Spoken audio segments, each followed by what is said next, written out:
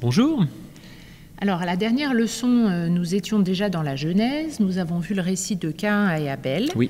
Et nous allons voir maintenant ce qui se passe, puisque Adam et Ève n'ont pas eu que Caïn et Abel, ils ont eu d'autres enfants. Adam et Ève ont eu d'autres enfants qui ont peuplé la terre. Voilà, qui ont peuplé la terre. Donc finalement, il y a plein d'humains au bout d'un certain temps. Et puis voilà comment les affaires tournent.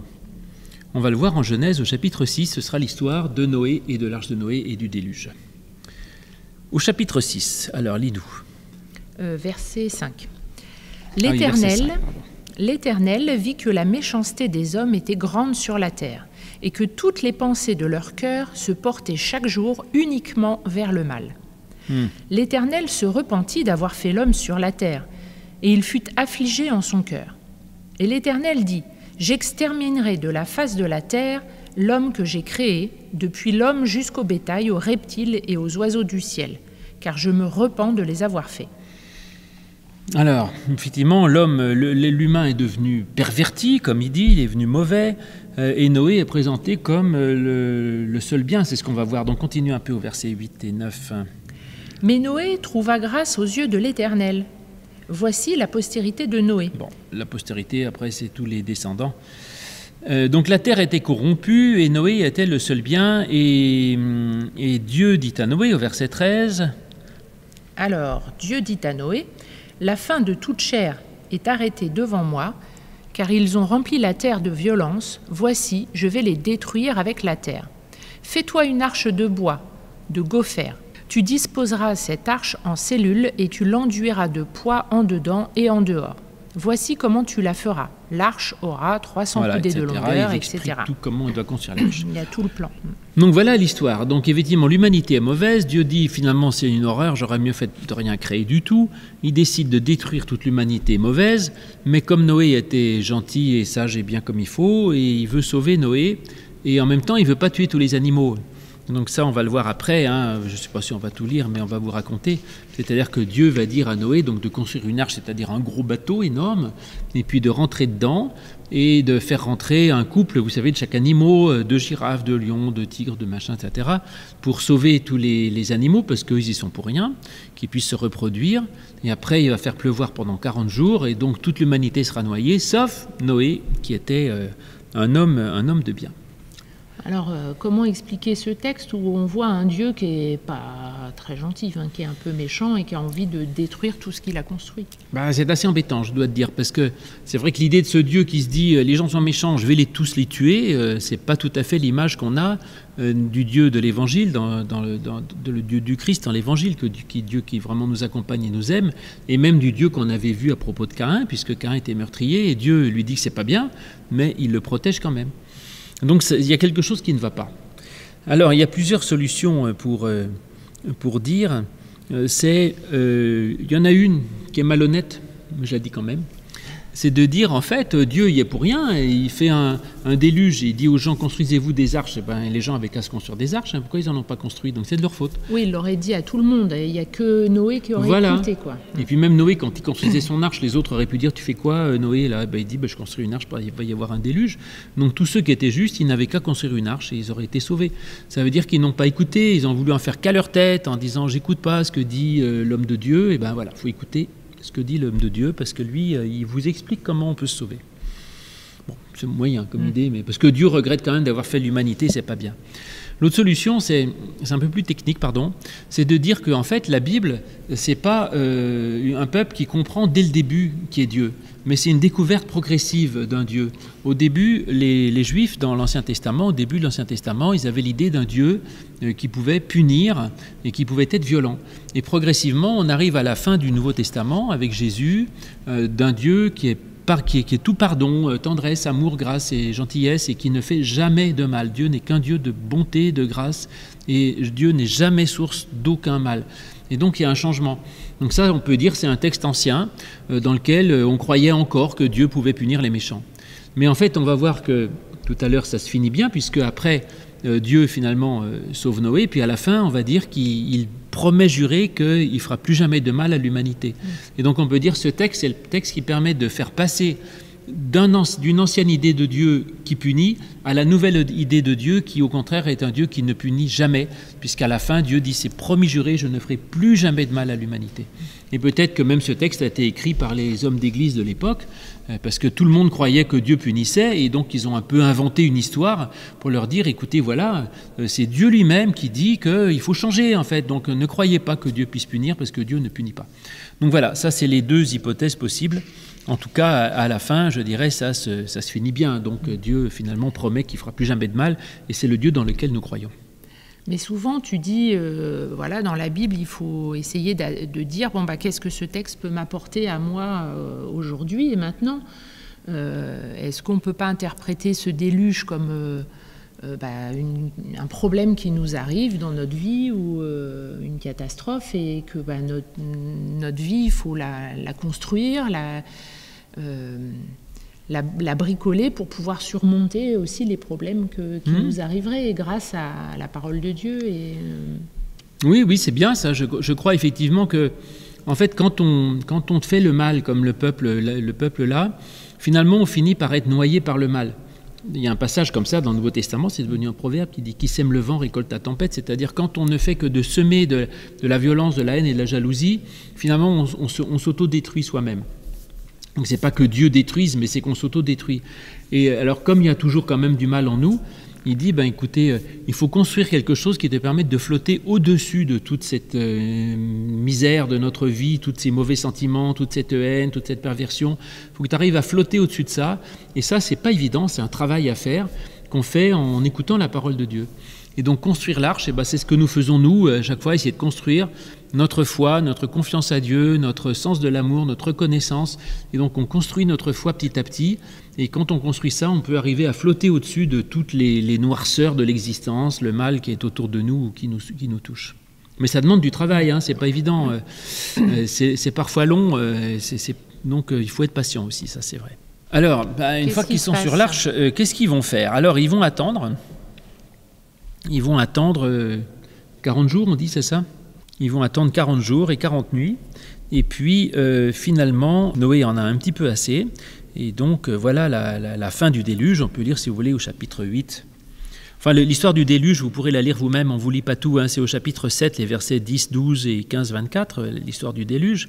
Et là, on arrive à la fin en 8, 1. Alors, lisons-nous ce qui se passe à la fin du déluge, au chapitre 8.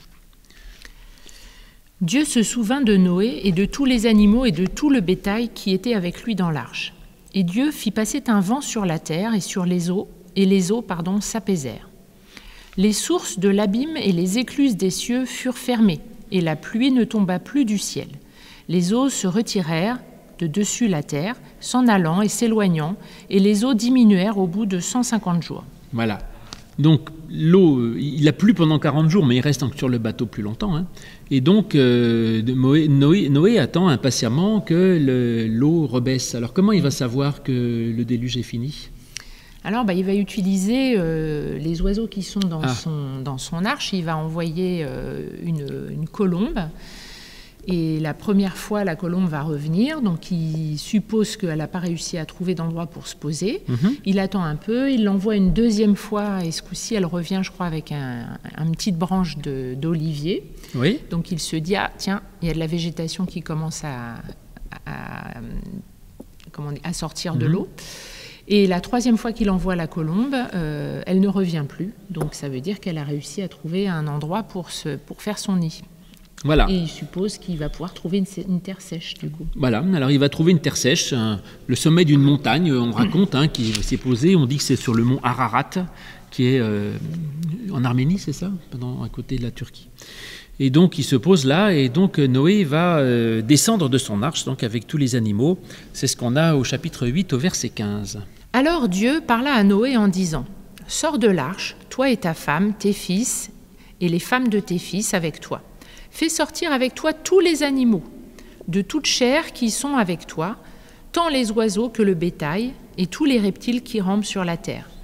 Qu'ils se répandent sur la terre, qu'ils soient féconds et multiplient sur la terre. » Et Noé sortit avec ses fils, sa femme et les femmes de ses fils, tous les animaux, tous les reptiles, tous les oiseaux, tout ce qui se meut sur la terre selon leur espèce sortirent de l'arche. Noé bâtit un autel à l'Éternel. Il prit de toutes les bêtes pures et de tous les oiseaux purs, et il offrit des holocaustes sur l'autel. Voilà. Alors, Noé sort, la première chose qu'il fait en sortant, c'est de construire un autel. Alors, ce n'est pas un autel pour passer la nuit, c'est un autel AUTEL, c'est-à-dire c'est comme une table de communion, celle où nous on pose la Bible, sur lequel on faisait des sacrifices. Donc Noé va faire des sacrifices pour Dieu.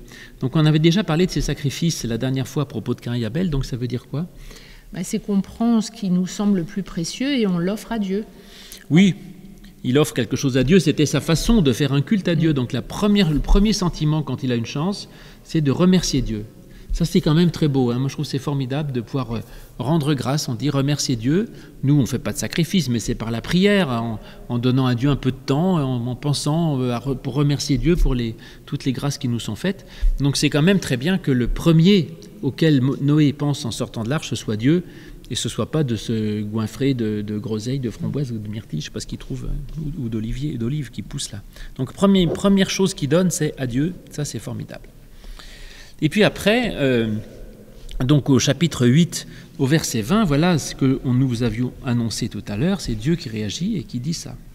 Donc oui. L'Éternel sentit une odeur agréable, et l'Éternel dit en son cœur, « Je ne maudirai plus la terre à cause de l'homme, parce que les pensées du cœur de l'homme sont mauvaises dès sa jeunesse, et je ne frapperai plus tout ce qui est vivant comme je l'ai fait. Tant que la terre subsistera, les semailles et la moisson, le froid et la chaleur, l'été et l'hiver, le jour et la nuit ne cesseront point. » Voilà, donc voilà le point pour moi le plus important de l'histoire. C'est Dieu qui dit « Je ne ferai plus jamais de mal à l'humanité ». Et ça, c'est vraiment la chose importante. À partir de là, c'est au début de la Bible. On aurait pu supposer que Dieu puisse punir les méchants. Réponse, non. Il dit, même si le cœur de l'homme est mauvais depuis sa naissance, oui, on sait, il n'y a pas que du bien en nous. On est tous à capacité à être jaloux, envieux, violents, etc. Néanmoins, Dieu ne fera plus jamais de mal. Donc ça, c'est vraiment garder ça en tête. Quoi qu'il arrive, s'il nous arrive du mal, ce n'est jamais Dieu. Alors, trouvez la solution que vous voulez. C'est de la faute de qui ? D'un autre, du hasard, de la pas de chance, du diable si vous voulez même. Je ne crois pas au diable, mais bon. En tout cas, pas de Dieu. Dieu n'est toujours que source de bien pour nous et jamais source de mal. Ça, c'est vraiment la chose la plus importante pour pouvoir garder sa confiance à Dieu. Et donc, du coup, Dieu, pour se souvenir de cela, va mettre un signe dans le ciel. Alors, on ne va pas le lire, mais c'est au chapitre 9, au verset 1, où Dieu dit, voilà, soyez féconds, multipliez la terre. Et ensuite, au verset 11 à 13, lis-nous, 11 à 13, on va voir. « J'établis mon alliance avec vous. Aucune chair ne sera plus exterminée par les eaux du déluge, et il n'y aura plus de déluge pour détruire la terre. » Et Dieu dit, « C'est ici le signe de l'alliance que j'établis entre moi et vous, et tous les êtres vivants qui sont avec vous, pour les générations à toujours. J'ai placé mon arc dans la nue, et il servira de signe d'alliance entre moi et la terre. » Voilà, il met donc le signe d'alliance de Noé, entre Dieu et l'humanité, c'est l'arc-en-ciel. Donc ça, c'est une très belle chose, puisque c'est quelque chose qui relie la terre au ciel et qui redescend aux terres. Donc c'est vraiment le lien entre le ciel et la terre. Et l'arc-en-ciel était un très beau signe qu'on voit de temps en temps. Et en plus, on le voit quand c'est mélangé de la pluie et du beau temps, c'est-à-dire comme notre vie, il y a de la tristesse et de la joie, il y a du bien et du mal en nous, il y a tout ce mélange. Et en fait, tout ce mélange, ça fait un arc-en-ciel qui n'est pas forcément moche, qui est même joli. Et Dieu dit, c'est le signe de l'alliance que je fais avec mon peuple, c'est-à-dire je veux rester en lien avec vous. Et toujours, je resterai en lien pour parler avec vous, vous soutenir et vous éclairer. Oui. Et puis cet arc-en-ciel, il a plein d'autres qualités, on pourrait les développer longuement, mais... C'est-à-dire, c'est la diversité. En fait, vous voyez, Dieu il met pas une lumière blanche comme signe, il met une lumière, il y a du bleu, rouge, vert, orange, bleu, je sais pas quoi. Ça veut dire qu'on est tous différents et que c'est en fait l'ensemble de toutes nos différences qui fait l'ensemble de l'humanité.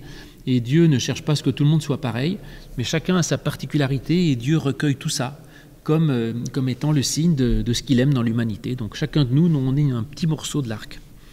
Voilà ce beau récit de Noé. Donc, ce dont il faut se souvenir, c'est que Dieu, dans tous les cas, ne fait plus aucun mal à l'humanité. Il a promis qu'il ne ferait plus jamais de mal. Et donc, ce n'est qu'un Dieu de bonté et de grâce. Et Noé est un chic type. Il sort de l'arche et il remercie Dieu. Allez, à bientôt. Merci de votre présence. À bientôt.